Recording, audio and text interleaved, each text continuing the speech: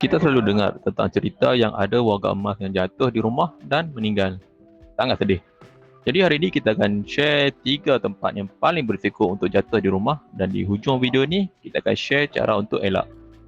Yang pertama, bilik air. Kenapa bahaya? Permukaan licin, basah dan selalunya kita pergi sorang-sorang. Yang kedua, tangga.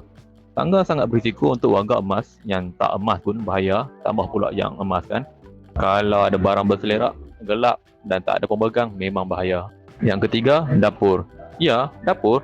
Sebab kadang-kadang lantai licin ataupun kita nak ambil objek yang tinggi, kita pun boleh jatuh. Cara elak yang kita boleh buat.